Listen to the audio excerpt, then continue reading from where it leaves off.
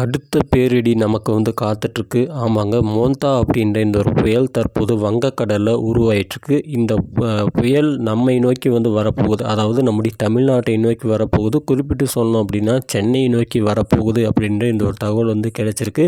உண்மை என்ன? இந்த புயல் நமக்கான புயலா? இல்லை நமக்கு மிகப்பெரிய ஒரு பாதிப்பு ஏற்படுத்தக்கூடிய புயலா? இல்லை நமக்கு வரவே வர்றது வேற எங்கேயாவது போகிறதுக்கான வாய்ப்புகள் இருக்கா? அப்படின்றத நான் உங்கள் கூட சொல்ல போகிறேன்.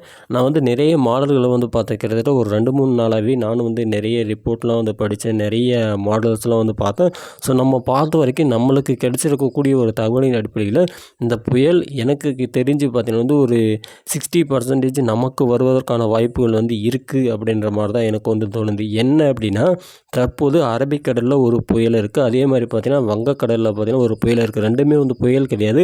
நம்ம வங்கக்கடலில் இருக்கக்கூடிய மோந்தா அப்படின்னு சொல்லலை. இது புயலாக கிடையாது. இன்றைக்கி பார்த்தீங்கன்னா ஒரு காற்றழுத்த தாழ்வு பகுதியாக இருக்குது. 26ஆம் தேதி காற்றழுத்த தாழ்வு மண்டலமாக மாறும். 27ஆம் தேதி பார்த்தீங்கன்னா புயலாக மாறும் அப்படின்றாங்க. ஸோ 27, 28 2 நாள்னு பார்த்தீங்கன்னா இது புயலாக மாறும் அப்படின்றாங்க. புயலாக மாறக்கூடிய பட்சத்தில் இந்த புயல் நமக்கான புயலா அப்படின்னா இல்லை, நமக்கான புயல் கிடையாது. இது புயலாக மாறும்போது இது பயங்கரமான ஒரு அதிதீவிர புயலாக மாறும். ஸோ அப்படி மாறும்போது அது காற்றை பார்த்தீங்கன்னா வேகமாக இழுத்துட்டு கண்டிப்பாக அது ஆந்திராவை நோக்கி சொல்லும். புயலாக இருக்கக்கூடிய பட்சத்தில் இது நமக்கு 100% என்னை கேட்ட அப்படின்னா 100% வாய்ப்பு கிடையாது. ஒருவேளை இது புயலாக மாறாமல் ஒரு காற்றழுத்த தாழ்வு மண்டலமாகவும் இப்போ இருக்கிறது பார்த்திங்கன்னா காற்றழுத்த தாழ்வு பகுதியாக இருக்குது. இந்த காற்றழுத்த தாழ்வு பகுதியாக இருந்ததுன்னா இது நமக்கு தான் கண்டிப்பாக 100% மழையை கொடுக்கும். காற்றழுத்த தாழ்வு மண்டலமாச்சுனாலுமே நமக்கு தான் மழையை கொடுக்கும். ஆழ்ந்த காற்றழுத்த தாழ்வு மண்டலம் புயலாக மாறுது அப்படின்னா இது நமக்கு வராது.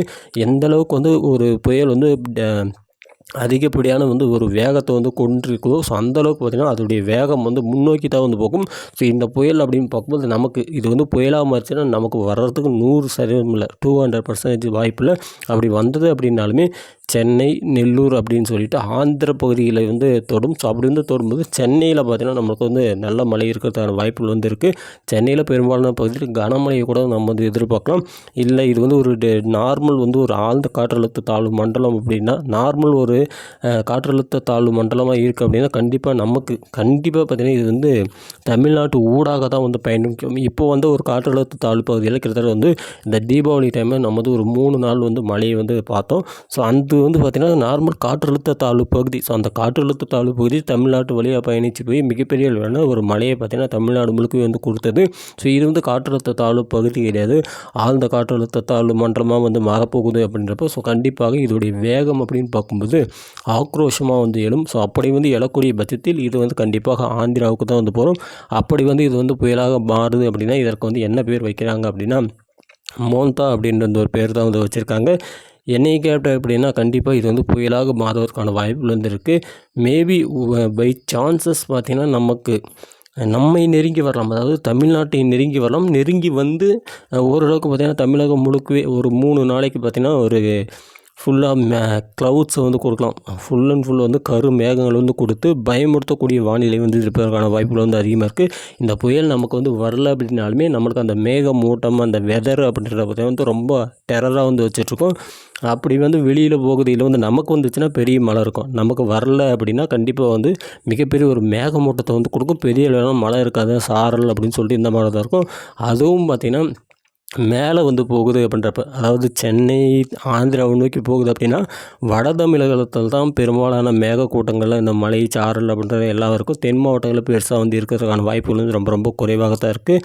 பொறுத்திருந்து பார்க்கலாம். நாளைக்கு ஈவினிங்குள்ளே நம்மளுக்கு என்ன ஏதுன்னு சொல்லிட்டு தெளிவான ஒரு தகவல் கிடச்சிடும். இது புயலாக மாறக்கூடிய பட்சத்தில் நமக்கு உதவுக்கான வாய்ப்புகள் இருக்கா அப்படின்னா என்னை கேட்டால் இல்லை.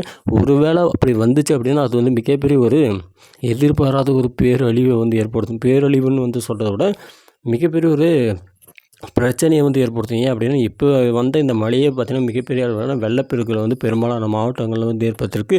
இன்னுமே தண்ணி வடியாமல் இருக்கக்கூடிய பட்சத்தில் இந்த புயல் அப்படின்றது அடிச்சிச்சு அப்படின்னா கண்டிப்பாக மிகப்பெரிய ஒரு பாதிப்பை பார்த்திங்கன்னா ஏற்படும். அதனால் அரசுக்கு மிகப்பெரிய ஒரு மேனேஜ் பண்ணக்கூடிய பிரச்சனை அப்படின்றது வரதுக்கான வாய்ப்புகள் வந்து ரொம்ப ரொம்ப அதிகமாக இருக்குது.